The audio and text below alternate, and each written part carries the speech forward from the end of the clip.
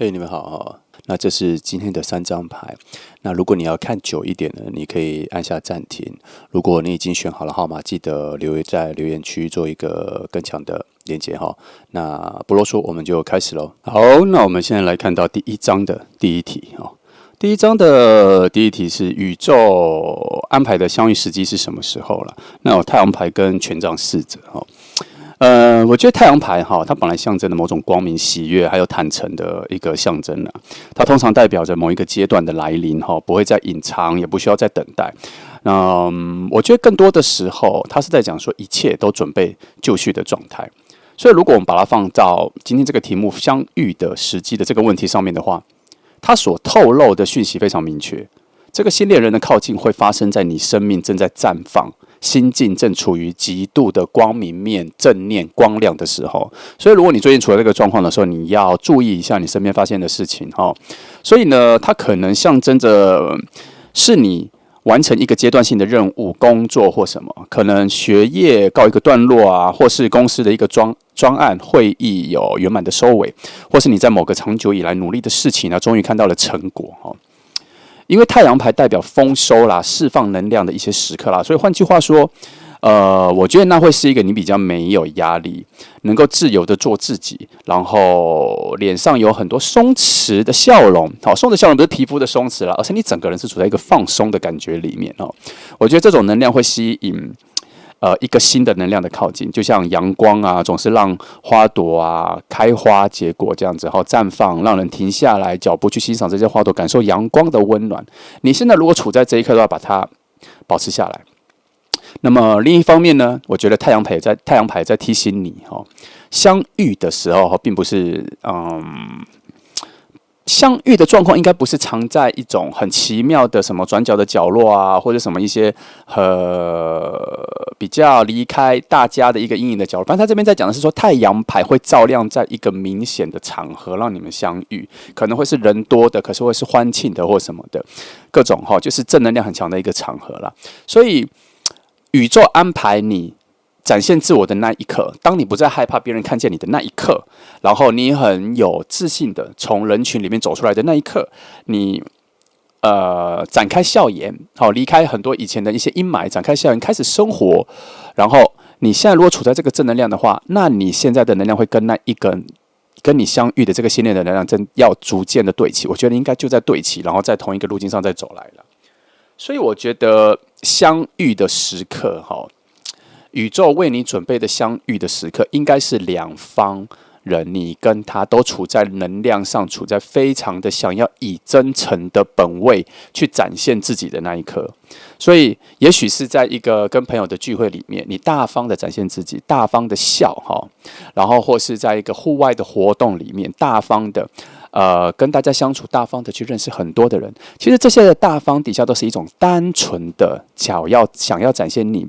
内在的纯净的纯粹的快乐而已啦，然后你会展现出非常高度的生命力，就是这个瞬间。所以因此太阳牌在告诉你说，新恋人的靠近将是会在你的整个能量最自由、最喜悦、最没有隐藏的时候会发生。它不是在黑夜里的低语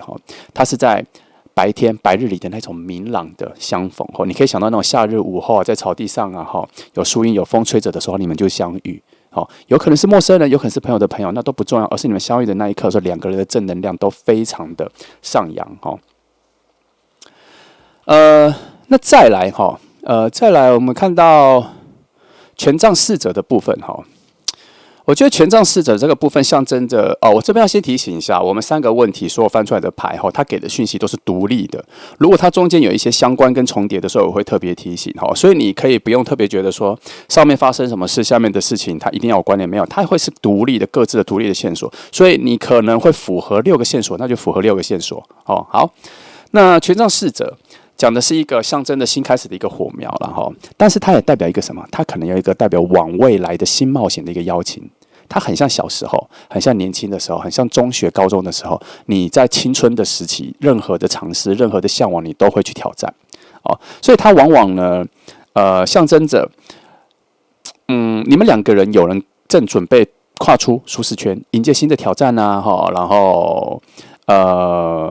有一个新的阶段哈，反正就新的挑战嘛，自己选的哈，很乐于去走到下一个位置。那如果我们把这整个讯号放在我们今天的题目相遇的实际上的来说，它带来的讯息是，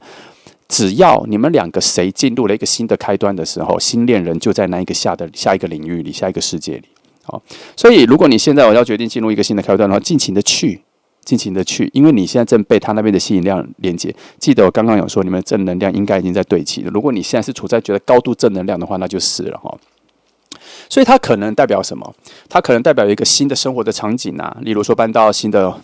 环境，或是工作换了一个新的公司，或是本来的公司换了新的大楼这样子，或是学校换了学校哈，或是教室换了这样，可能有一种空间转换的感觉哈。然后再来就是有可能你去参加一些新的挑战，比如说学校的比赛好，或是公司里面的新的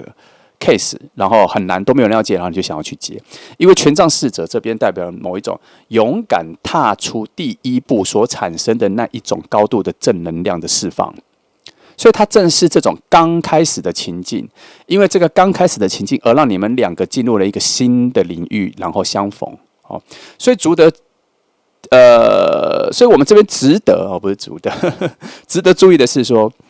侍者牌带来一种很青涩，可是却有一点不确定的气息。可是这种青涩不确定的气息，就是要在新领域的环境里面发生。所以他在强调，你如果现在在旧的环境、旧的领域，这些人他不会发生啦。这个相遇可能就不会发生哈，因为这一个相遇它本来就不是一个隆重的什么盛大的东西，它的是你在跨越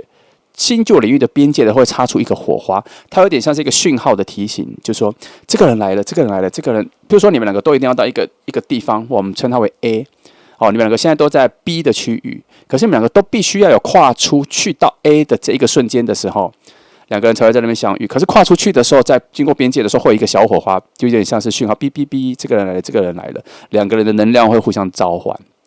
所以他有可能会怎样遇见？你们会可能是一个陌生人的意外的对话，或是朋友间的第一次的认识。然后，可是你们的眼神的交流，我觉得还不错。第一次遇见的时候，就有一种向往。然后开始对话的时候，两个人就会有一种想要一起去冒险，往新的未来、新的计划或什么。为什么？因为你们第一次对话的时候，发现彼此对于未知未来展望，突然在你们认识之后产生了好奇，可能是你们的对话的默契。就说你跟很多人对话都发现，你想要去北欧，想要去看极光，想要去冰岛或者这种的，结果从来没有人呼应你，就这个人一跟你对话的时候就呼应到了，或是你想去南美洲，这样以旅行的方式来讲。或者你喜欢某种小众的场合，你喜欢那种禁止大家交谈的很安静的只能看书的咖啡厅，然后你跟大家讲说大家都不想去这一类的，结果这一个人就意外的契合了。所以权杖侍者在提醒你，相遇可能是伴随着你主动追求的兴趣跟梦想的相同。这里的意思就是说，你会遇到一个跟很多跟你本质上都相同的人啦。然后你们两个会约好彼此去探索这种很小众的只有两个人懂的一个世界。所以如果你遇到这个人的时候，发现你很多内心只有你自己一个人独处的时候才会在意的事情的时候，这个人也懂得说，那这个讯号就很强。那我会觉得通常这样子的遇见在宇宙能量的角度上来说，这确实是安排好的。为什么？安排好了，这次遇见之前有在等待你们都完整了之后，时间点才会丢出来。懂这意思吗？有的时候已经约好，已经能量其实已经固定好了，你们可能要在什么场景、什么时刻、哪一个时段，可能几月、什么季节，有要让你们相遇。可是，在等待的是什么？等待的是在相遇的预先好的时间之前，你们已经自我的准备好了吗？正能量好了吗？自我的身心灵提升好了吗？对爱情的渴望好了吗？对爱情的价值观好了吗？这些好了吗？并不是好不好的好了吗？是你们准备好了吗？然后这个准备好的概念是你们两个准备的相似吗？能对齐吗？遇见的时候能契合吗？一见到的时候就有很多的共同点会被发掘吗？是这个准备好了没？所以在权杖侍者在提醒你，可能还需要一些勇气跟好奇心。要干嘛？往新的挑战、新的未来、新的环境踏出那一步。现在就差这一个。这里在讲的是权杖侍者在讲的是这个往未来去的这个钥匙，你有没有？你拿到了没？你敢不敢？你要不要去？好，如果你已经遇到这个转换的时候，赶快转，因为它就在那个新的领域里面了哈。所以我们再来看到这2张牌的结合啦，这2张牌的结合，我觉得太阳牌跟权杖侍者，这2个超强的2个火能量的生命力的能量就正在照亮了，所以它要出现的时候，它会发生在你的生命的光亮的时刻。刚刚我们就讲了嘛，同时也在讲说，正是踏入了新冒险的一个开端。太阳牌带来的能量是喜悦的、坦诚的、接受新活力的，然后权杖侍者代表的是一种发芽的、出生的。初期的初，不是生小孩出生的那个生，不是那个初期的生命力，然后会展现出什么？你一个全新的勇气，然后让你去挑战一个崭新的开始。这2个结合的时候，就发现说，其实未来的光明路是很明确的，只差你要不要跨进去那一步而已。有的时候为什么这里要做这个提醒？你会想说，这个提醒出来的时候，不是大家都会直接往下走吗？没有，因为有些人还是不喜欢改变啦，所以这边在暗示你说，不要害怕改变，后面的能量是很强的，是很正的。所以这里换句话说，你们2个的相遇会在一种内在极度正能量、快乐，而且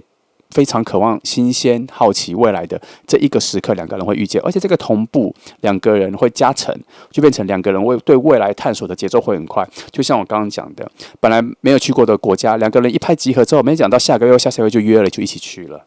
有的时候会这样，因为你们2个这边双火能量的热情，加上对于未来新事物的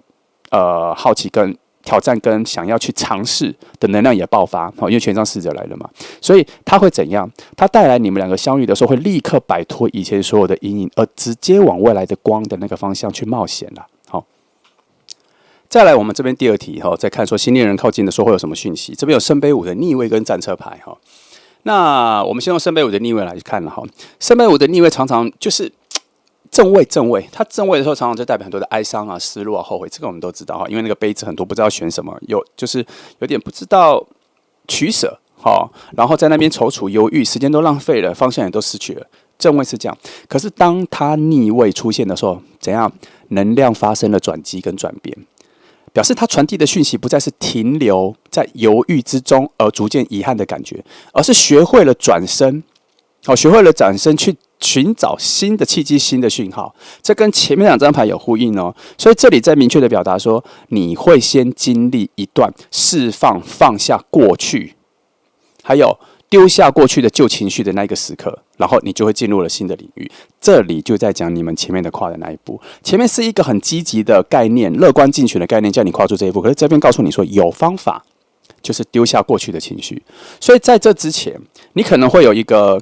对于失败的感情，或是以前的感情没有说出的心意，或者心中会有一种觉得都很错过、很遗憾的，一直在心里在打转、在侵蚀你。可是圣杯5的逆位出现的时候，它象征着这些悲伤早就淡去，或是逐渐淡去，而是你一直不断的停留在那边，伸手去把它抓回来。就像我们时常讲的，如果你一直在读小说的上一篇，下一篇再精彩，你都没有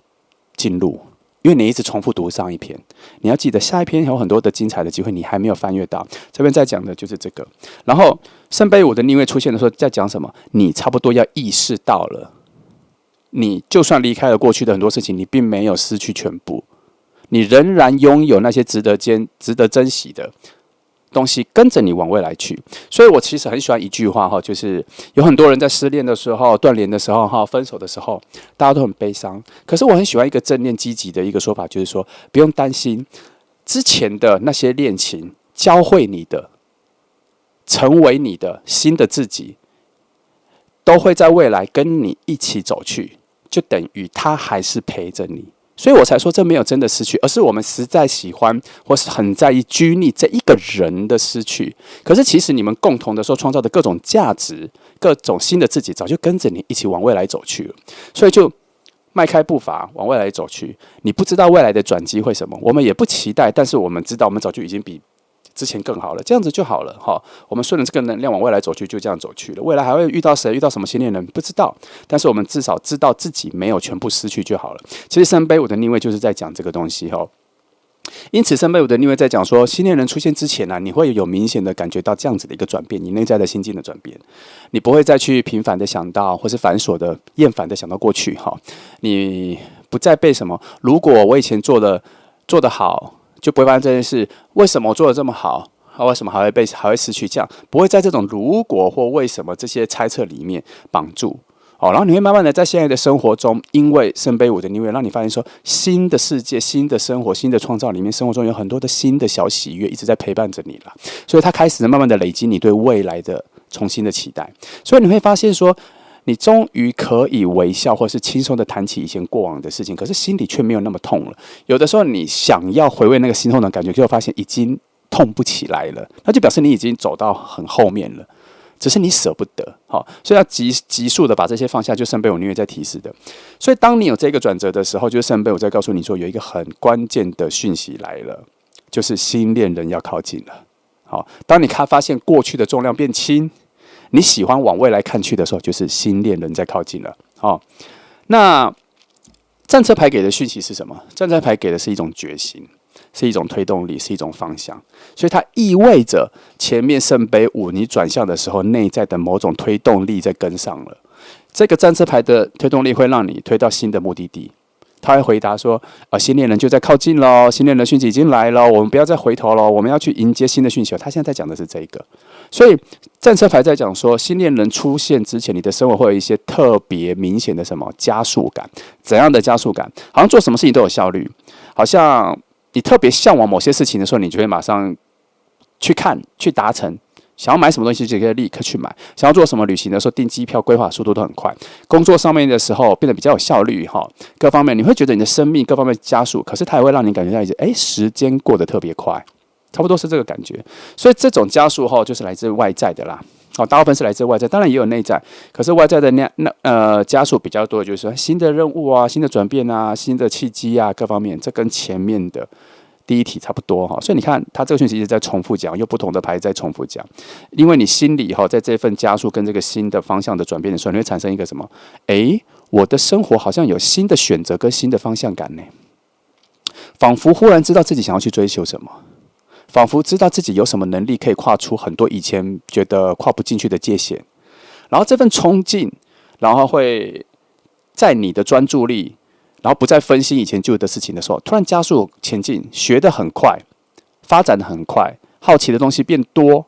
认识的人变多，去的地方变多。其实这边都在讲什么？你已经在那个跟新恋人遇见的那个路径上面了。我们刚刚前面讲你们在对齐了，可是你们还要往那边去嘛？为什么会加速？被吸引了，能量被拉了，互相的内在的灵魂能量在呼喊了，灵魂有听到声音了，所以去的方向很笃定。因为战车牌它本身就代表说某种旗帜在山顶上，坚定的往那山顶上把那旗帜拔起来的一个概念。可是你怎么知道你在坚定的往那方向走？你当然不会知道，但你的灵魂知道。所以战车牌同时在提醒你你会注意到自己不再被外在的声音影响，因为你要笔直的前进嘛，然后你更能自己决定要往哪里走，更能决定自己要走去哪里，找到跟你恋爱的人。所以你的感觉会变得很直爽、很直接，你很笃定有人在等你，然后你绝对不可以停留在原地。这个就是战车牌的意义因为战车牌跟圣杯五两个都在说不要在原地了，所以这是两种加成。然后战车牌特别还暗示说，爱情从来就不是在你停滞的时候到来，它是在你全力向前的状态到来。所以当你专注于新的领域的目标，然后你的行动力也在往新的领域那边过去，你会发现其实有一个人跟你平行着，也在用同样的节奏跟你往某一个方向前面奔跑，就是那一个人。你会突然觉得自己不孤单，其实就是因为你跟他的能量有在对齐，然后灵魂有在互动，然后你会往那里奔跑，你们只是在奔跑的往那个什么交汇点遇见啦。所以战车牌说，如果你生活中各方面都开始有一种加速的感觉的话，不要怀疑就差不多就是新恋人要出现的一个很明确的征兆所以呢，这两张牌的结合，做一个小小的结论了第一，圣杯五的逆位告诉你说，你心里会有一个转换。以前的失落，以前的难过，突然觉得都变淡了，你反而比较花时间去期待未来。那战车牌在讲说，也有一个特别的推动力在告诉你说，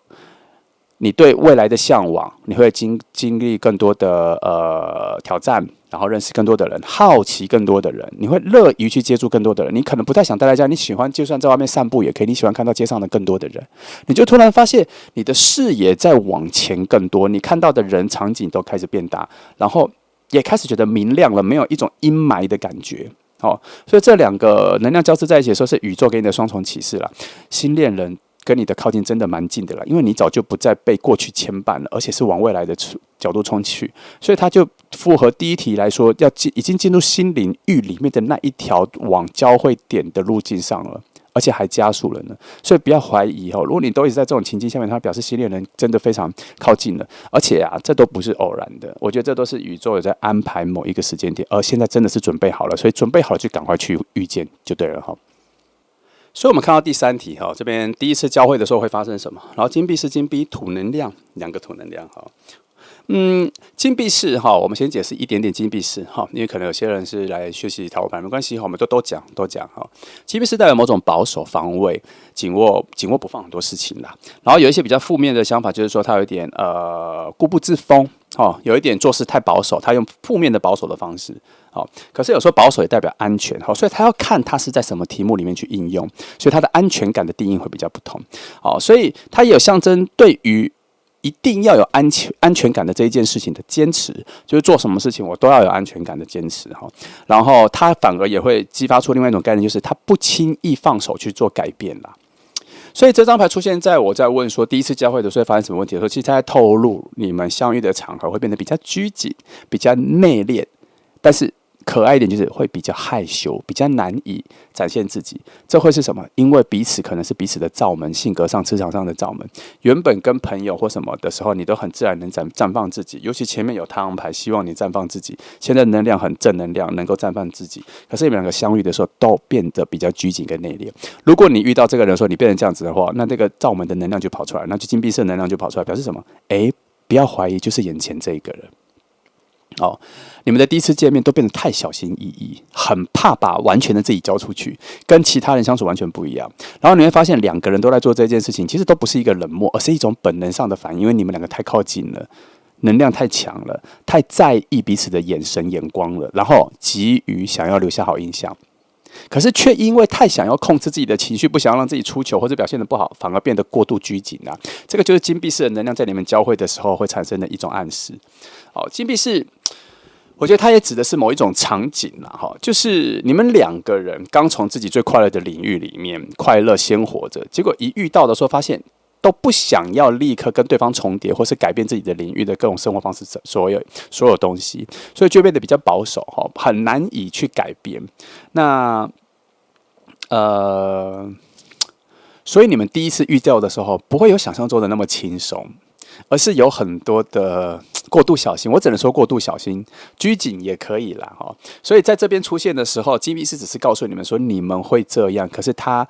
也在告诉你们说你们可以不要这样，因为你们的遇见之前所有的能量都很契合，很多东西都很对，只是因为这个遇见突然让你们察觉说对方好重要那我重要吗？我该放哪里？是这个感觉其实你明明就知道对方在你眼前出现的时候很重要，可是你会发现说自己如果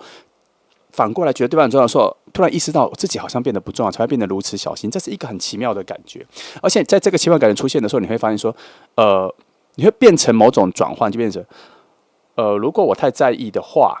我会不会失去自己？可是其实明明底层的话是说我觉得对方好棒好重要，我好在意他可是其实你把它转换成变成是我好怕改变其实它是这种两个在转换很难掌握，所以你们相遇的时候，它有一种很小心的感觉。可是很小心的感觉的底层语言叫做我好想把握这个人，我好想紧握不放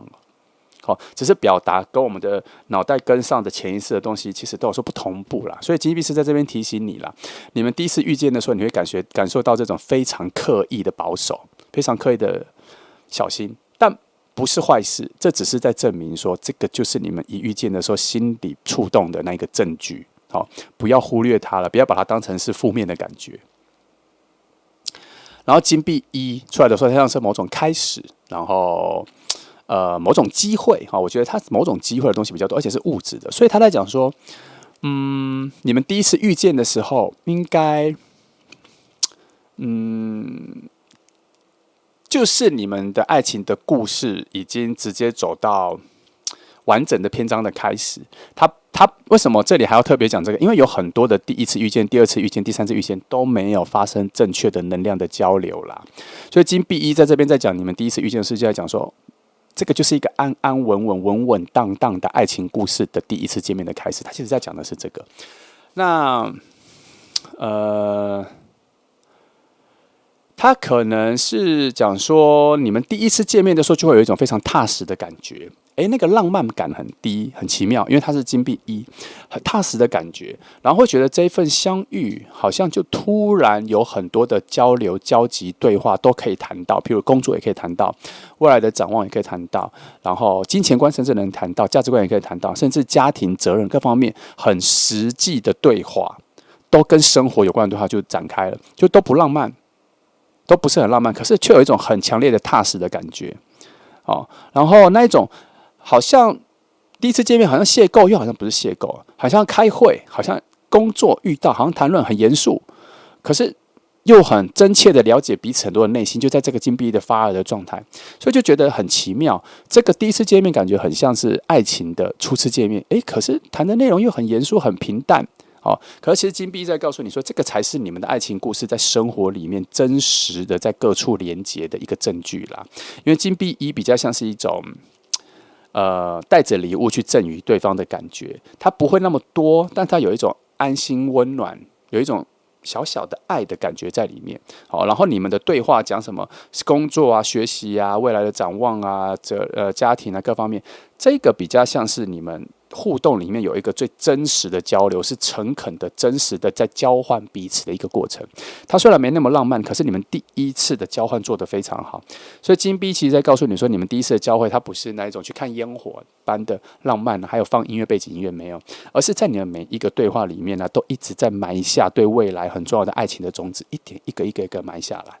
它看起来是平淡无奇、朴实的开端，可是却比很多初期就爆发大热烈的火焰的浪漫的火焰的这种一见钟情火焰来说更扎实。所以这边整个金币在讲开端的时候，他其实就在讲说，这是一个种子落地的开始，很扎实的、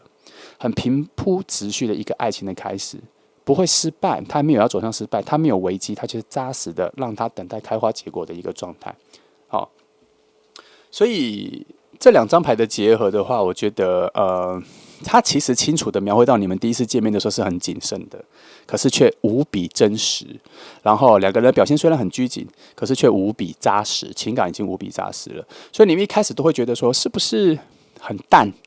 感觉很淡，因为两个人都有意识到不要太快把自己打开。然后对于互动也都小心翼翼这样。可是宇宙同时用金币一去暗示你们。你们这一个相遇，这个邂逅，不只是停在这个拘谨上面，而是真正的在未来的路径上埋下很多有用的种子。因为你们一开始就把话匣子打开了，谈很多跟生活有关的事，而不是比较天马行空的事、比较虚幻的事，而是直接在生活上扎根，对彼此的了解，第一次就有很深刻的程度。所以在这份对话里面，真正是要创造什么？两个人都发现这一个感情跟这一次相遇，好像看得到未来。如果两个人在一起的话，好像有建构未来的可能。这个就是金币所要带的那个最稳定的初始力量。而且它又是这边是金币，前面金币是它是一个双土能量，所以只能说你要很期待浪漫的开端，可能没有。可是你会发现说，突然遇到了一个好像互相在未来可以依赖的人会出现哈，那这份爱情要在慢慢的相处，等一下之后，它才会破土出来。好的，才发现说，原来你们前面的相处都是为了爱情发生的那一刻的稳定性跟扎实的结构而创造的了。好，那这就是第一题。第一张牌的讯息，希望给你一些不错的方向哈，大概对于新的人出现的时候有一些向往哈。好，那就这样哈，谢谢你来听哦，祝福你。来，我们继续来看到第二张牌的第一题哈。第一题一样，我们在看的是说相遇的时间是何时哈。然后就我们看到的是第一个是教皇牌哈。然后我们直接来讲教皇牌啊。教皇牌本来就是一个很多祝福啦，然后人与人之间啊、群众啊、群体啊，然后整个社群的一个传承。还有它最重要的是什么？它要提升秩序感啊。所以这边呢，宇宙可能正在透过某种有制度的、有规划的、有权威的环境。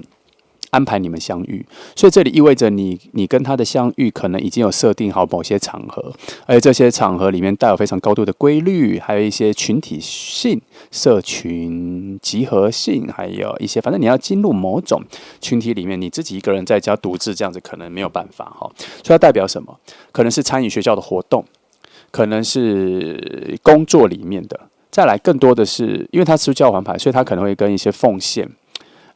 义工，你拿出自己的额外的时间，有一种牺牲感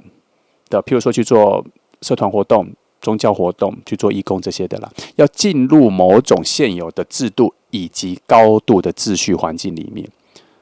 他讲的是这个，所以在这样的场合里面，你看他会有一种过程，然后因为付出而被认可的状态，然后你们的目的性是一致的，然后会在这样子的能量的场合里面交汇。因为教皇牌的特质带有一种要经历某种过去传统规矩秩序系统里面的安排，要经过这个，所以往往时间点会有什么节日，所以会有什么典礼节庆，还有什么固定的集体活动，所以你们的遇见其实它不是一个偶然的邂逅。当然，你们的遇见可能是陌生人的邂逅，可是它的不是偶然的意思是说，你们两个会自愿的去进入某一种时间点的凝聚时刻，就是节日、典礼、喜庆这些的。那它还有象征一个东西，你们不会在私底下个人的环境认识，而是在很多人的一个公开的环境里面看到彼此而认识。所以另一方面呢，教皇牌代表某种什么耐心，因为这里的耐心是宇宙要你明白说，这个相遇不会过早，也不会太晚啦。它只是在代表说，你们内在有想要去承接某种关系的时候，然后又对这世界想要提出贡献、付出跟参与的时刻的时候，这两个原因都出现的时候，教皇牌的能量就会发威，它会让你的人生逐步因为这些付出贡献进入某种高度的稳定节奏，然后对方也是好，两个人都进入了这个稳定节奏的时候，就成为某种对齐，然后某种什么极度的靠近。所以你们会被怎样同步的带来彼此的面前？教皇牌的力量就会在这里啦。所以这张牌回答说，我刚问的题目是说何时，所以你也不用特别觉得何时，你要就觉得想一下，你最近有没有什么参加一些东西是跟这个有关的，是有秩序的、有社团的、有社群的、有贡献的、有付出的，甚至跟神秘主义、宗教各方面都有关系的那你就开始进入，积极的去进入，因为你们两个的遇见在教皇牌里面有一个更重要的核心是，你们都要进入那个需要受祝福的空间，以及祝福他人的空间的环境里。才会遇见，这是你们第一次交汇的时候一些已经设定好的条件哦。那再来，我们看到皇帝牌了因为皇帝牌本来就是一种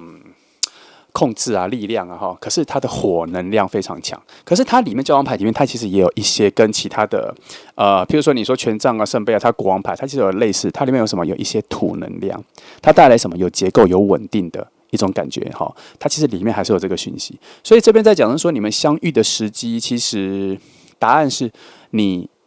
有开始规划跟承担某些新的计划我们这边要特别讲一下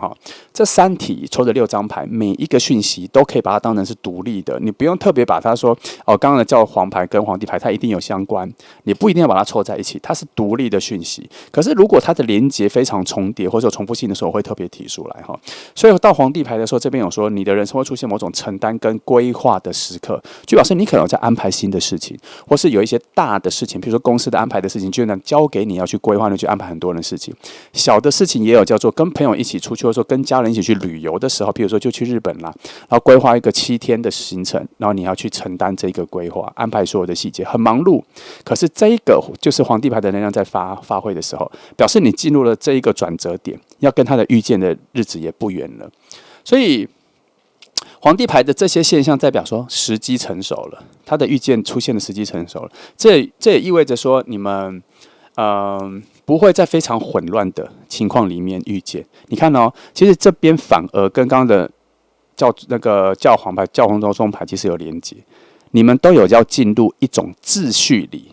前面的是一种固有的秩序里，可是皇帝牌是要创造一个新的秩序。你看安排旅程是不是要创造一个新的秩序？要怎么安排大家这样子？可是你的生活本来没有这些东西，可是因为要去旅游，所以要必须安排这个新的秩序。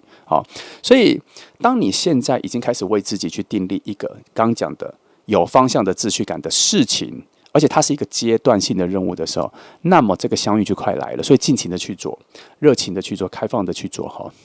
然后，其实皇帝牌要象征它的出现的话，它其实也有其他的象征，就表示说，你跟他的遇见可能要透过长辈，你的公司的 leader，或是老师，或是反正就是比你好像看起来比你再高一点点，比你再多一点权威的人，他们不是说会成为你的介绍啦，而是好像是他们好像会给你带领去某种新的空间，创造出某种新的交换的契机。譬如说去开会，譬如说去参加某一个聚会，譬如说去介绍你去另外一个公司去做接洽，好。你会被引领出新的方向，这个也是一个契机哦。皇帝牌有这个契机，你不一定是掌握那个秩序的，而是你可能是被某种秩序所牵引的，所以他就会有一个比你更有权威的人去设定这个。然后在这个状况，这两种状况都表示什么？都表示命运有在设计一些你们相遇的通路了，只是看你要从哪一个地方进去哈。那么再从时间的感受上面来说的话，皇帝牌传授的能量是一种很稳定的进行啦，它不是瞬间的，它不是闪现的，所以他的意思是说，当你发现有新秩序，然后必须要去安排一些时辰的时候，然后那些时辰是很固定的、按部就班的照表操课的时候，你就走进去，因为你们的相遇在这边有被设定在新秩序嘛，那新秩序里面在讲的是什么？一种新安定，好，新规律。所以新恋情也会因为在新秩序、新安定、新规律的时候，怎样随之而来，怎样跟上这个节奏。所以皇帝牌在告诉你说，这个相遇后绝对是冷静的，不是急促的。然后命运有在安排这个时辰，你们两边要慢慢的走进去。所以记得它的核心在于你要准备承担某些本来生活中没有的东西，譬如说一个旅行的计划被交到给你了，这样好。可是这些创造、这些承担，其实都是让你率先的走到新的未来。那对方有吗？对方有可能是在那个新未来等你，或是他也在往那里走去哦，所以也在暗示你，这一个门打开了，你要走进去，不要拒绝。好，所以这两张牌的结合，其实教皇、皇帝都在讲啦。你们的遇见应该就是一个公开的行程、公开的场合。然后教皇牌的核心有一个你要注意，它是一个有受祝福的场合。你设想，如果譬如说去教会。有在祈祷，是为整个世界祈祷，这是一个给予祝福。可是教会的整个能量也在给你祝福。那你再放到其他的各种宗教环境，其实都是讲你必须要有所奉献，要有所付出，在这个受那个祝福的场合去做义工也是啊。你虽然不会深刻感觉到你受到什么祝福，可是你做的好事本身会有一些能量会回报你，这也是受祝福。所以记得教皇牌在暗示的什么？你必须要有善意的付出。然后进入某种接受善意付出的领域，或是能够执行善意的付出的场域，你跟他的接近就很近了哈。然后我们把这两张牌分开来看的话，教皇牌强调的是某种规律性嘛，就是我刚刚讲的新秩序。然后皇帝牌代表说，在这个新秩序里面，你要有一个更成熟的承担的主动性哈。所以你们两个的遇见绝对不是私下的偶然的相遇的，而是这两个节奏里面，把你们两个带到某一种场合里。空间里的相遇，其实这里讲来讲去就是在讲这个。还有你们相遇的环境绝对不混乱，是非常有秩序、非常有规矩的。这个是一个很强的讯号。再来第二题，新恋人靠近的时候会有什么实质的讯号？我翻开的时候是命运之轮，可是它却是逆位的，劳金比尔。所以呢，命运之轮逆位并不代表不好，而是它现在在暗示现在有重要的事情，我们先停一下。其实是这样哈，所以我们来看一下那个命运之轮的逆位说什么。命运之轮的逆位本来是代表一种延迟、卡顿啦，停止某种周期跟循环。所以如果我们要问说新恋人靠近的时候什么讯号，我觉得这张牌在告诉你说，现在的停滞好像有一个重要的事情必须要反复的发生。然后要确定一下未来的方向，或是确定一下我们现在走的路对不对？这样，它比较像是说你用 Google 导航的时候，就突然发现导航的路径很不对劲，然后两个人就开车的，或者你们两个就停在路边停下来看一下导航有没有设定好，然后确定一下路线是不是对的。其实现在这个状况，它其实是要重新校准跟对齐啦。所以现在呢，你如果发现自己的生活不顺利然后或是跟朋友之间有一些小插曲的闹别扭，或是有一些原本的计划突然变卦了，然后中断了，这都是命运之轮在带来的一种延误的状况。记得我刚刚讲的那个 Google 找地图的状况，可是他在提醒你的时候，提醒你什么时候？就是当事情不再照原本的规则走的时候，其实宇宙就在调整你们的爱情的轨迹，可能有点偏离了。那这个偏离是因为什么？可能你有点分心了。所以他现在让你停下来，把这些东西都处理完之后，先再说。哦，他这边在讲说，让你不得不等待爱情会比较晚出现，因为你现在有很多的焦虑跟怀疑很多的事情，在处理很多分心的事情的时候，先处理完。然后专注期待爱情之后再校准回来就好了。所以不代表那个人不来，而是现在先等一下，免得整个东西都混在一起，就方向感却错了，甚至这个人出现的时候没有意识到他就在前面，这跟你本来的能量不同，而是现在有太多的干扰的东西出现了。所以有时候命运之轮逆位出现的时候，你就要开始思考一下，现在是不是有什么事情已经做错了，我们要转方向要改变，还是有什么要赶快挽回，还是现在好像要冷静一下思考，我们是不是什么事情太冲了。好，命运之轮逆位出现到这里哈。那命运之轮逆位出现的有出现某一个特别另外一个讯息，叫做重复的事情发生。它跟我们前面讲的延误是不同的东西。命运之轮逆位的时候，它在暗示你说，如果你最近有发现有很多重复的事情发生的时候，表示新恋人也在靠近。有什么？你好像一直重复听到不同的人讲同样的话。你好像跟别不同的人约会的时候，他们好像都一直都约不同的人，不认识的人就约同一个地点好几次。还有，大家最近都在讲同样的事情。大家关心的事情，不同的人现在讨论的都一样。然后你在网络上看大家的 po 文或限动，发现怎么不同的群众的人都在 po 一样的东西，重复的事情在发生。我讲的都是好事，但是也有坏事啦。你手机找不到，手机不见，连续在这一周掉了2次，钱包什么掉东西一样的事情发生，坏事掉2次，没赶上公车2次、3次重复，它也有一种这种重复性。那这些重复性呢，是你生活上的暗示，表示说这些负能量要在最近赶快被消耗掉。然后，因为新的转折、新的能量要进来了，我们要释出那个空间了。这些一直重复东西，赶快把它消耗掉，不要再在未来再带去了，赶快把它弄掉。有点像是怎么讲？比如说你就有一盒饼干盒啦，我怎么会用饼干盒来讲？好，你就只有一盒饼干盒，里面就有装同一个能量的饼干。就你的室友带来了新的饼干，这样，可是你旧的饼干已经开封了，赶快吃完啦，才可以把新的饼干放进来。差不多是这个意思，很简单的道理啦。你想吃新的东西，你就把这个旧东西赶快把它吃完，这样，差不多是这样。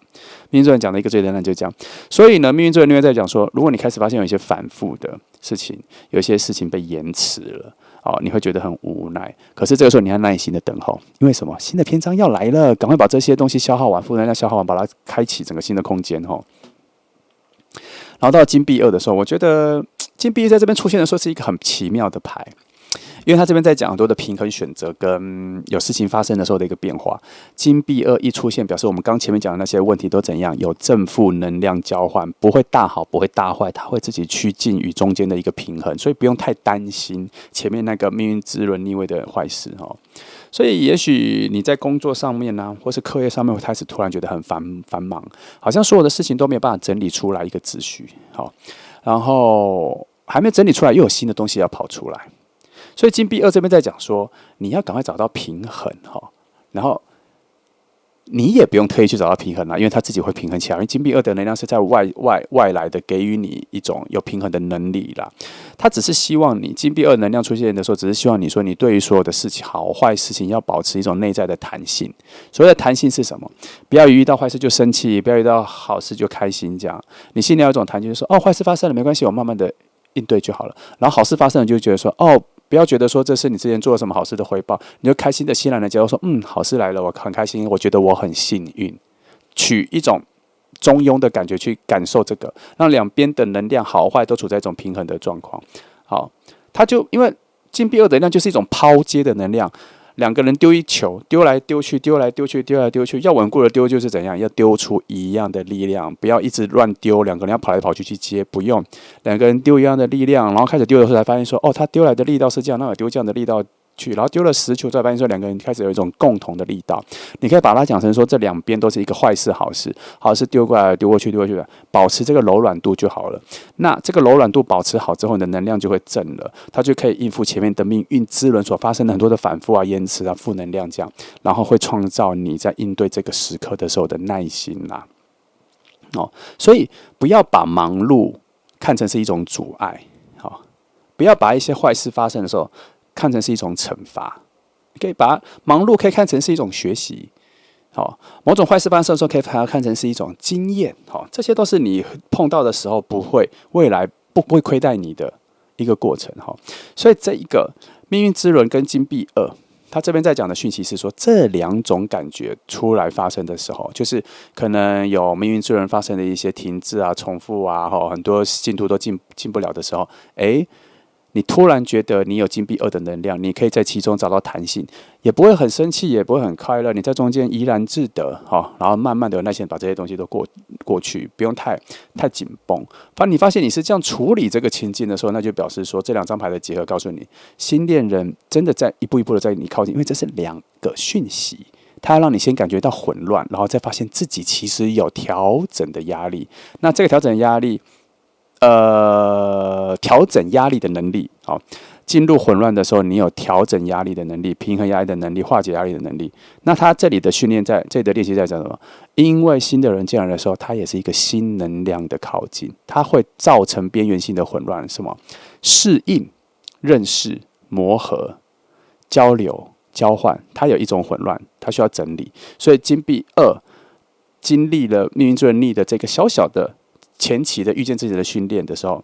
你们在遇见的时候发现你变得很柔软，你变得很开放，你变得很能接受相异，你变得，如果他来的时候跟你是完全不同世界的人，他还是完全不是你期待的人的时候，你仍然也有一个开放的心态去欣赏接受这一个人。所以这前面你可以把它看成是一个训练，但我觉得它比较像是一个讯号，因为我觉得你不需要靠这个训练就进步，不用特别靠这个训练进步，它只是在提示你说，你这个东西不要忘记你会，不要忘记你有这个调整的能力。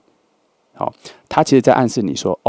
如果有，就表示他真的很靠近了，因为接下来有类似的挑战跟类似的能量要进来了。可是它是你的新恋人能量，好，你要慢慢的，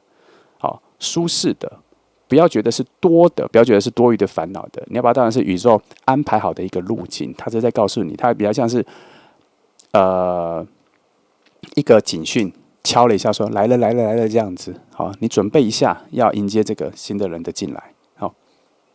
所以我们这边看到第三题，第三题就是你们第一次交汇的时候遇见的时候啦，会发生什么事情？金币四者权杖一，逆位有点特别，让我等一下再来讨论。我们先看金币四者，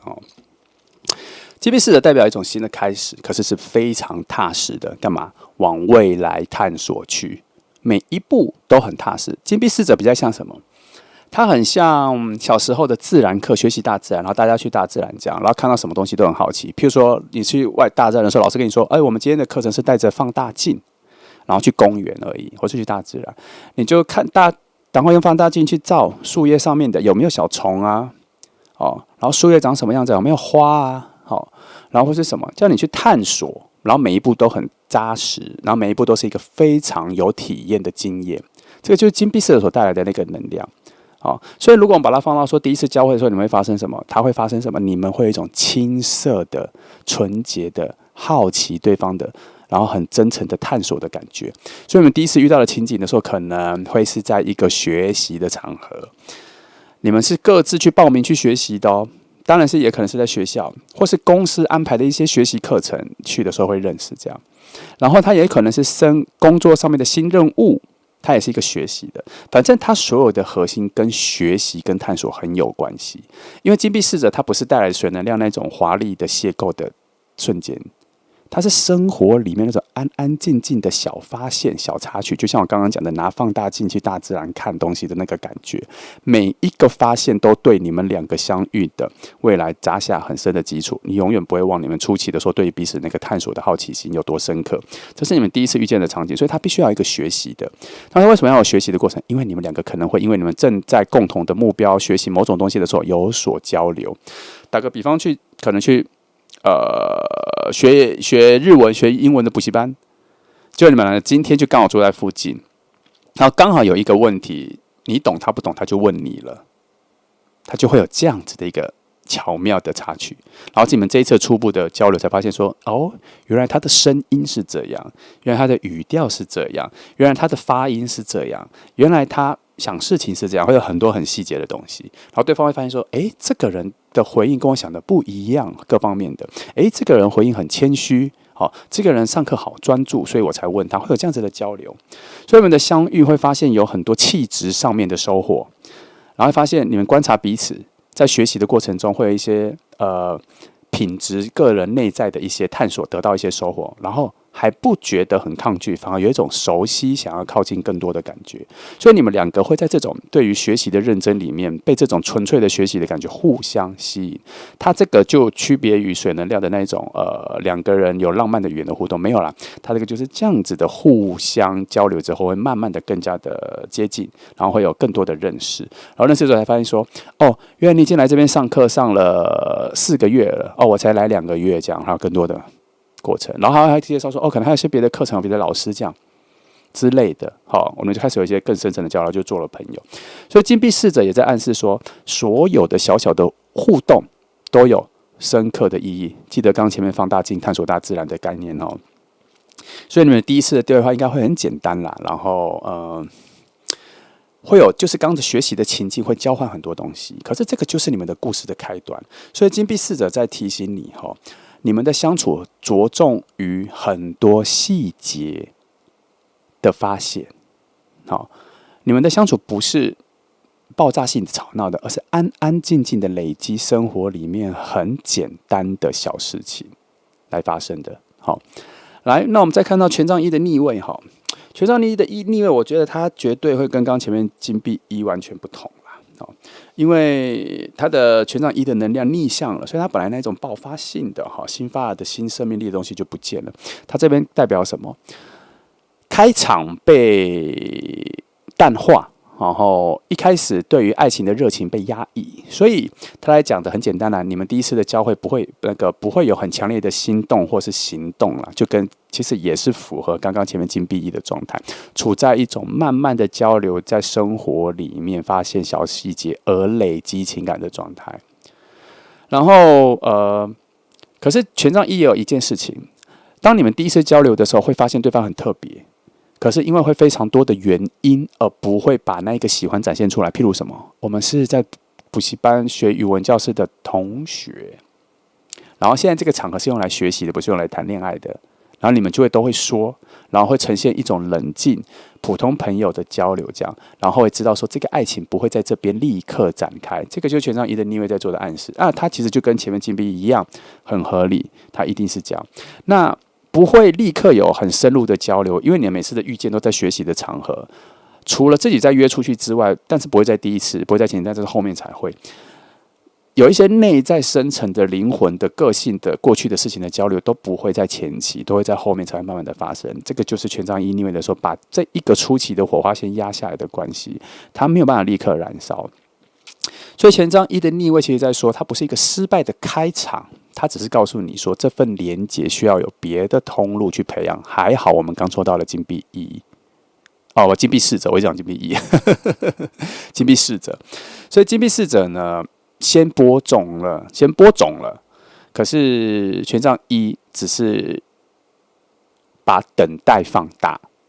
把等待放大，等待开花结果放大，因为这两个能量相对应的话，我觉得金币侍者能量可能比较大，它压掉了权杖1的逆位。好，应该是说权杖1的能量被压到变成逆位的能量，必须要循着金币侍者的那一个，慢慢的从日常生活里面累积出一些小生活的幸福感之后，再往爱情的方向走就好了。所以这两个能量加总在一起的时候，慢慢来就可以了。那个点燃的东西后面会点燃，不用担心，它没有失去哦。所以两个牌的结合，刚刚已经讲了一点点。结合的总的讯息就是说，这份爱情会以低调的方式，慢慢的变成深刻啦。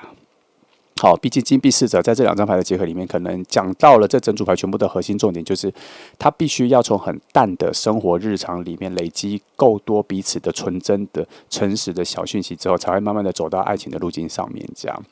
所以时间在权杖1逆位被延迟了，还有上面的命运之轮逆位也延迟了。其实它有一起的啦，它其实都用不同的角度他们用不同的角度去诠释现在所有的现况。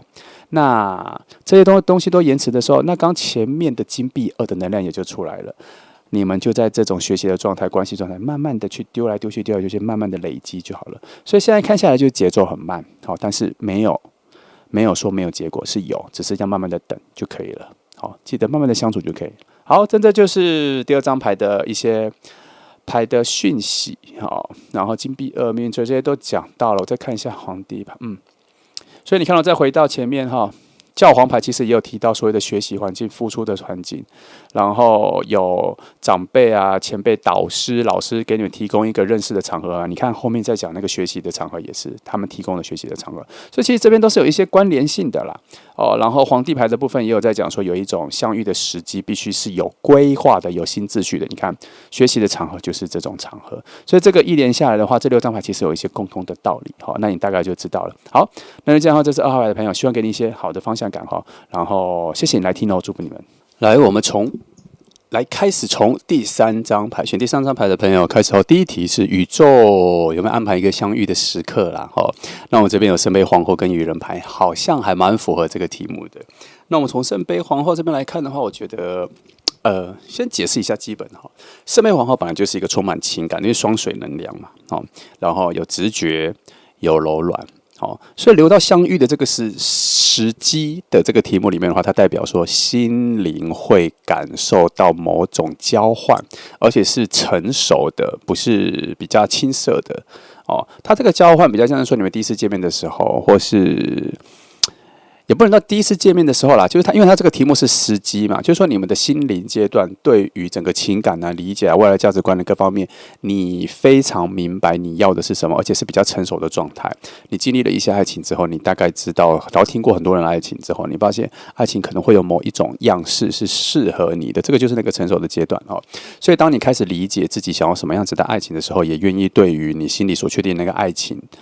的将要发生而敞开心胸，然后不再拒绝，而且已经开始相信说自己其实在别的时空里面还是值得被爱的。只要换到下一个未来的各方面你都会值得被爱的话，那这个时候宇宙就知道了你的这个讯息了，所以它就会慢慢的调整你们2个人相遇的路径了。有的时候这个就是我所谓的准备好了，你们的能量完整的时候就要开始对齐了。所以你还没有理解到这一个圣杯皇后的时刻的时候，就是还没有完整啦。它的完整不是那种100%的完整，我说的完整是你跟他都在一样的状态的时候对齐。所以你这个状态出现的时候，他怎样？他也是在这个状态哈。那我这边说一下哈，等一下下来的6张牌哈，它都是独立的讯息。如果它有特别的连结，我会把它讲出来。可是你也可以把它当成是6张完全不同的独立的讯息来暗示你它的出现。好，那么回到圣杯皇后哈。其实这边说相遇的时机，它其实本来就不是一个确切的日期啦，因为它要翻确切的日期，它要从别的牌面上来翻。但是我们从塔罗牌来翻的话，基本上我这边就会告诉你一个趋势跟一个方向，你可以去往那边多接近，你会比较容易遇到它，或者它就在那边等你的一个趋势的能量哦。所以呢，圣杯皇后讲的是一个情感状态，它讲什么？它要出现前，你的内在会有某种情感状态的具体发生，就是当你的心不再渴望有人来填补你内心的那个寂寞的时候，而是你已经开始把这些水能量跟这些感受只有用来静静的接纳你自己，创造你自己独处各方面，你跟你自己在一起的这一种快乐、幸福、温暖的时候，其实这正是爱情走来的。可是如果你是刻意要用这个方式来去创造你的生活，然后让爱情走来的话，它也不是这个方向。你一定要全心全意的知道你现在是享受自己的独处的，那爱情走来的时刻就会比较接近。也不是说你一定要100%的到那个状态，就是你趋近于开始变成那个状态的时候，其实爱情就已经会走来了，只是快慢的问题跟距离的问题，还有一些阻碍的出现的问题了哈。所以圣杯皇后也象征着某种梦跟直觉的显化，所以这边在说什么？你可能在梦境里面会有看过他，所以我们很多时候在梦里，有时候我们不要把梦当成是一种夜晚烦恼的思绪，或是日常烦恼的思绪之后在梦里呈现。有的时候在神秘学里面来说，这个是唯一能够传达你、透露你、先行告诉你、剧透你的一个讯息的空间。所以醒来的时候，如果是有恋爱的状况，或是遇到什么人各方面的时候，或是美丽的梦，或是什么的舒服的梦，都记得醒来的时候想一下那个人的样子，或是相信起来，把这个梦相信起来。因为那些预感都会在梦里面出来而且会在你的心里隐约的告诉你说，爱其实要靠近的。所以圣杯皇后就是在讲这件事情。这个能量通常会发生在你内在情绪，对于爱情的渴望，情绪丰满，对自己也很满足的时刻会发生。然后你也很可能很容易被一些音乐旋律所打动。也不知道为什么感动，那个哭有喜怒哀乐，可是你就是被感动因此，圣杯皇后给出一个提示啦如果你要觉得它快要来了的时间，你的情感会开始变得比较柔和，然后你会开始知道说你的内心的爱有很多种爱的类型，反正你可以去爱这个世界，爱任何人，爱路边的人，爱陌生人，那个是大爱的爱你可以感受到爱，那就表示说宇宙已经帮你打开了某一个通往相遇的爱情的门，因为你踏的每一步都跟爱有关。所以圣杯皇后在提醒你不要去强求一个，或是去执着等待某个他要出来的一个时段、时辰、时间。你应该去花时间去留意你内心的准备足够了没有。通常准备足够，那个人就会出现。因为我们在这里神秘塔罗牌、神秘主义这边，我们相信的是什么？对齐。我们相信的是对齐。那对齐之前的条件是什么？完整。你准备完整了吗？准备好了，然后进入完整了吗？这个比较重要，因为没有人希望接住一个没准备好的人，而你也不希望你自己是没准备好的方式去进入另外一个人的生命嘛？因为也许别人是100%的认真，那这段关系后来发现是破碎的跟完整的分在一起的时候，就会很可惜，会可惜掉因为会有很多不解的。没办法应付的、接不住的能量会有点小可惜，因为也许你们本来就要遇见，但最好在完整的时候遇见所以到了愚人牌愚人牌讲的是一个未知旅程啦，所以蛮符合这一个题目，就是遇见的时机啦所以他这里的讯息是说，时间就是遇见的时间，一定是一个你没有预料到的场景跟时机。可是当然是这个你没有预料到的，不然我们来问干嘛嘛？但是这个没有预料到，它有一个讯息叫做：当你内心开始发现你放下控制去寻找，随遇而安的去遇见的时候，那它差不多就要降临了。你内心开始发现这个时候差不多要降临了。因为愚人牌出现了嘛，表示这场遇见很接近邂逅。很接近巧遇，因为愚人牌它从来就不是一个有计划周全的概念，它是一个毫无防备、放松心情前行的一种概念而已，而且它也有可能是临时起意的奔向未来，它只有勇气跟勇敢，所以它在日常生活中会大概发生什么样的状况？就是你的朋友临时约你，然后你就答应，然后就去了，或者朋友说取消这个约会，那你就不去，然后你就自己找地方去了。或是别人约你去哪个约会，你走错路绕远路然后遇见，还有一些已经固定好的行程，突然你忘记了，然后你就去别的地方。这样，他这里愚人牌讲的是什么？一些差错的时间，一些特别意外发生的时间点。所以愚人牌在这边要提醒你不要把这一个相遇或是邂逅当成是一种精准安排的任务跟时刻。那它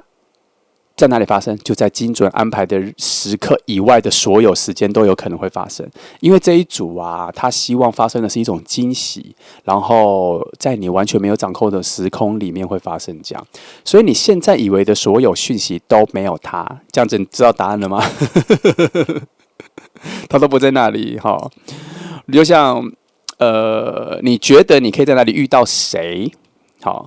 然后你问了这张牌说你要什么时候才会遇到他，结果抽到愚人牌的时候，我就会告诉你说，你现在所有的认为你会遇到他的地方都遇不到他，你遇到他的时间是在别的地方，所以就是一种反其道而行的概念啦所以愚人牌其实要给你的答案是说近期所有任何特别的约会、新的约会，你不想去的各种邀约去的地方都可以去看看。因为他在跟你走相反的路径上面你只要愿意去冒险一下，去看一下，好奇一下宇宙给你的礼物就在那个你相信有未知的地方会出现。记得这两张牌在告诉你说，这个爱情出现的时间没有精准计算，表示什么？宇宙没有设定时间，可是宇宙有设定什么？在你附近环绕着，他们也在期待那种随机的遇见，可是他们随机的遇见有设定什么基础道理？在附近。才会随机遇见。其实这边讲的就是这个。那么两张牌的结合，圣杯皇后跟愚人牌，它其实有给你条件了嘛。第一，你心态跟那个爱的饱和度要准备好。第三，不要期待固定的时间跟固定的场域。这两个你内在突然合一了，感觉很合一的时候，你就会发现那个未知的东西悄悄的进入到你的生命里。我时常在这里说一件事，就是说人生都会发生在你没有注意到的地方。那这个人生代表什么？影响你的故事线的那些其他你没有注意到的地方，它在影响你。所以这边在告诉你什么？他现在在你附近，只是你还没有看到而已。好，他也没看到你。这一组很需要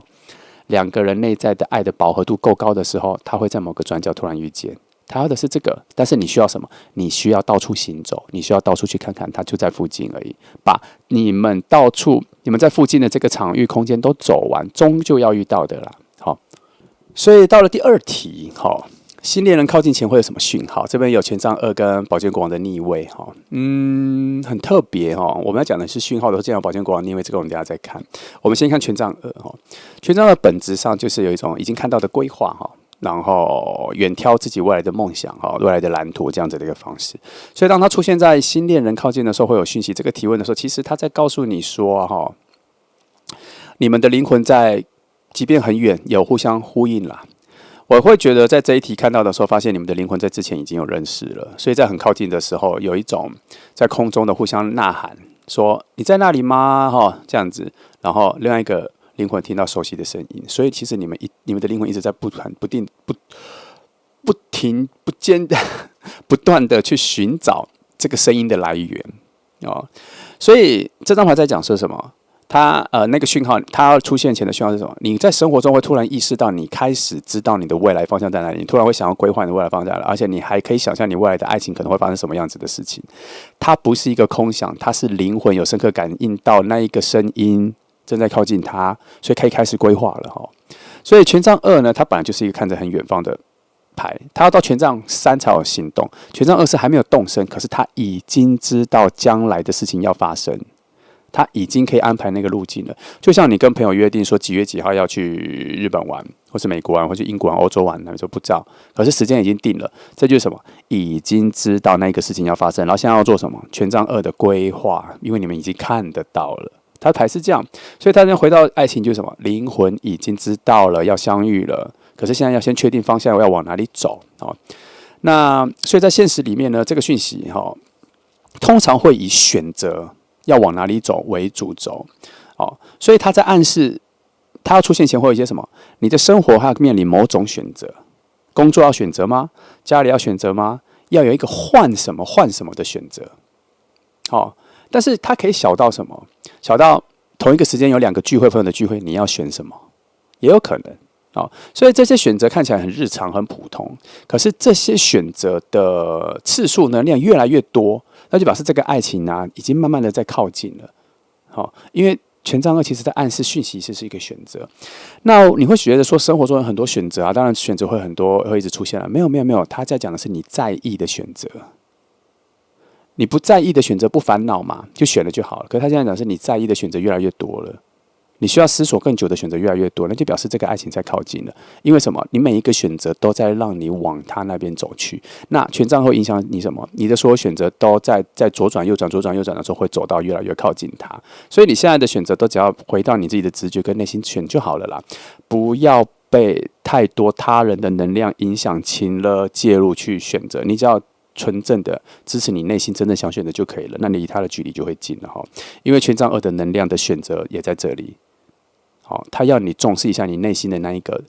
执着于自己自身唯一的生命力的感觉。你的生命力会指引你要做哪些选择，而不是他人的选择会为他人的。如果你太多为他人而去选择的话，那你会偏离遇到他的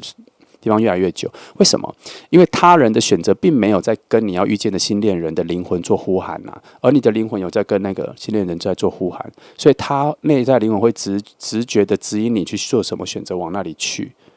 可是他人的没有所以权杖2在讲已经看到了，就差行动记得要引领你内在的那个直觉，这个就是这个征兆会出现那第二个讯号征兆就是宝剑国王的逆位嘛。其实宝剑国王的逆位跟权杖二成为一个非常强烈的对比哦。因为在爱靠近的时候，结果你反而思绪会变得不清晰，果断力会变得不明确，反而就跟权杖二讲的不一样，完全相反，内容完全相反。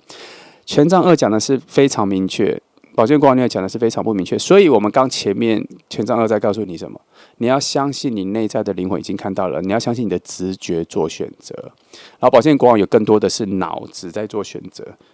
因为他想要用更多的逻辑、更多的思考、更多的排列组合去做选择，那就远离了权杖二的用直觉内心去做选择。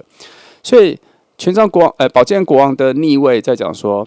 你会感到最近，因为我们要讲讯息嘛，你会感到最近对于选择有很强的混乱。如果你还没有学会用直觉选择的话，没有权杖二的那个选择的话，你开始会觉得会混乱，会有很多人际关系的情勒压力，还有很多对外界对你的选择之后的判断，你会让你的选择模糊不清。这个是不是我刚刚权杖二前面就讲了？在权杖二那边讲，我说的那些选择都不是别人给予你或干扰你的。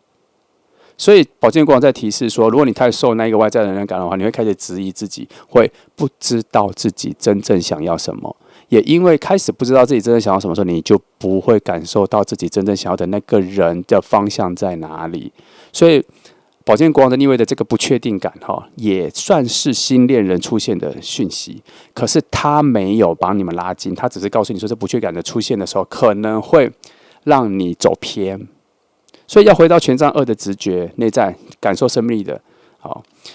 因为寻找爱情这件事情从来就不是用理性去找到的。宝剑国王的理智性太高了，那他逆位的时候就产生一种混乱，表示说你的高度的理智也没办法处理这种选择上面的混乱的时候，绝对会走偏与新恋人相会交汇的那个点。所以这里权杖二的课题是要你，你明白，爱情从来不是被理智所掌控的题目。它需要的是一种柔和、顺从内在直觉，然后相信未知。你无法去推断未来你要往哪里走，但是你内在灵魂跟声音有在指引你，尽量去感受自己内在灵魂的需要就好了。着重点在自己内在灵魂的需要，而不是他人需要你做什么，他人介入你的思考，他人指引你怎么做，他们告诉你什么都比较好。你要回到自己内心，你觉得你的生命力、活力要你往哪里走，这样就好了。所以宝剑国王逆位，他这边其实在做一个提示，说你会遇到这个状况，提醒你咯。这边所以宝剑国王逆位讯息，其实它就是带来这一刻的介入值，带来什么不确定跟困惑。但是这份不安不是阻碍，它是一个提示，他在告诉你说，爱情到达之前，你会有这个情况，那他就提示说，的确你离那个要遇到的爱情很近了。那为了在这么近的距离不走偏，所以你要相信自己内在的直觉，跟你生命力要往哪里走，生命自己想往哪里走。如果很多人告诉你 A 方向是最对的，可是你总觉得 A 方向让你觉得困惑、难受、不舒适，你的生命力在那边会被耗尽。你觉得 B 就是比较好，虽然大家都觉得那个方向不对，生命力已经告诉你答案了。要选什么？这里讲的课题就是这个。因为今天的题目是要找到那一个爱，那一个人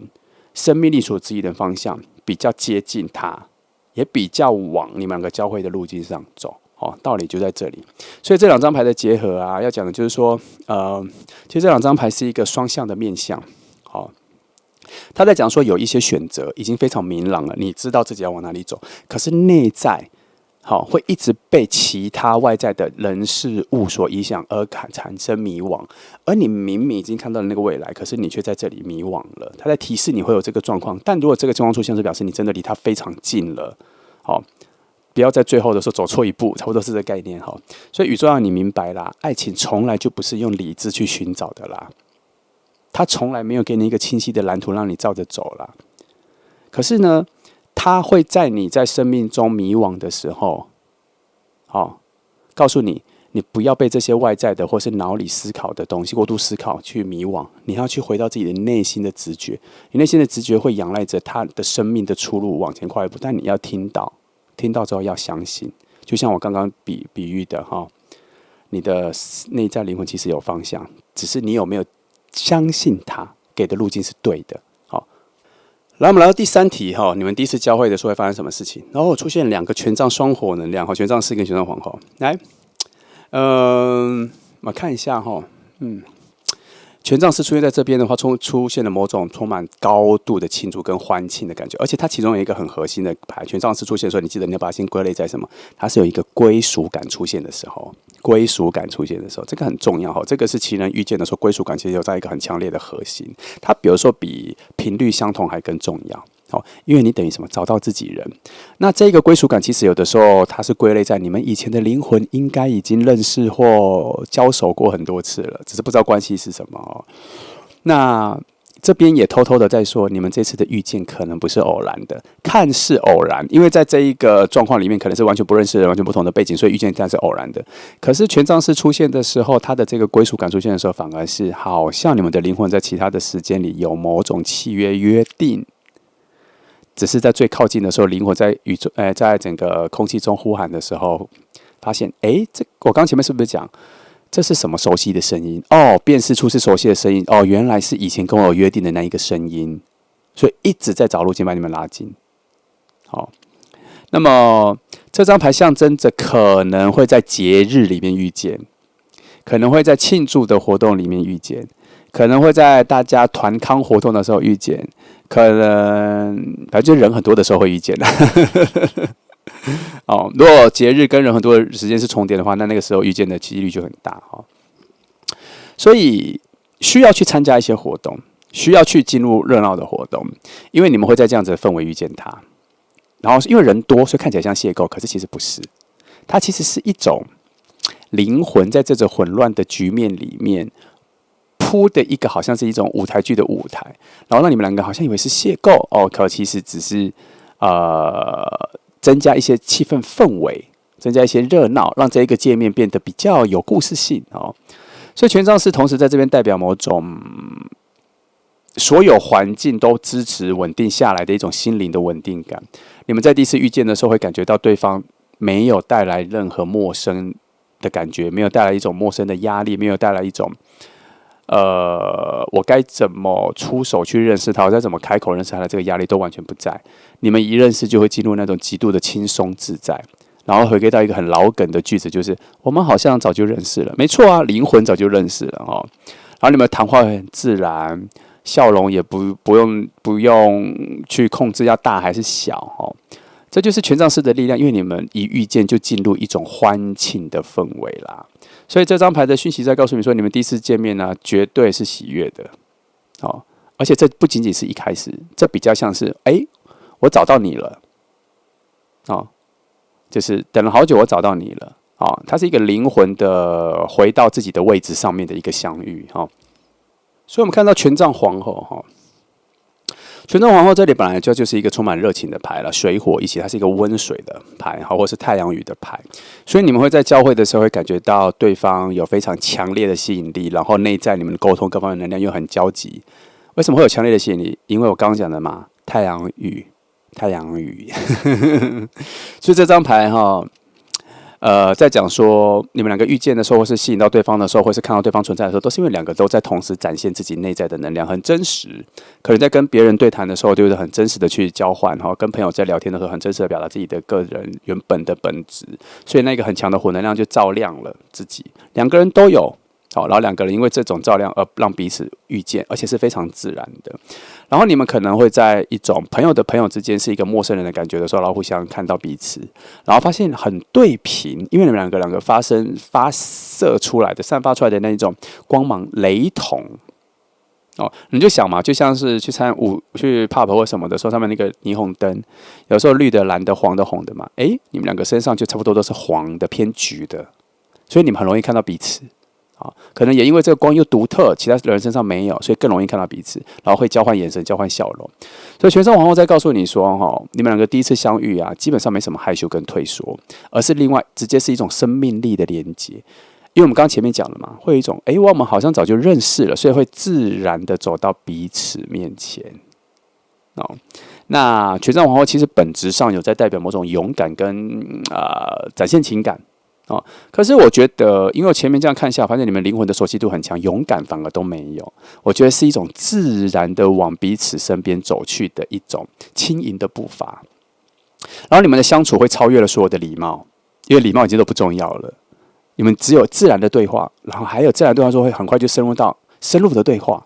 你们可能会突然聊个10分钟、半小时，甚至1个小时。你的朋友都会觉得说你们两个怎么一见面就一直在大聊特聊，然后你们会回答说没有啊，就很好聊啊，就是这一个很好聊，聊东南西北，内心一下都聊起来了，而且是完全不隐藏的方式聊起来。所以这边全部好像在讲你们第一次的相遇啊，可以缔结各种关系的出路，好朋友、灵魂伴侣、恋人都可以。这就是你们极度的契合因为权杖皇后都这样出现了，所以呢，你们的第一次相遇绝对是充满魅力，因为水能量在里面，还有热情，然后火能量，然后第一次见面会特别难忘，一定有什么东西被点燃了，一定有什么太阳雨下起来了，很难忘所以后面再发生什么都不会意外了，后面再延续什么下去，再联络在一起出去都不重要了，因为你们一定不会让这个线断掉那这2张牌的结合，权杖4跟权杖皇后，其实火能量非常强，讯息非常清楚。你们第一次遇见的时候，那个热闹的氛围非常高涨，而且会很有印象深刻的吸引力被留下，存在感也非常强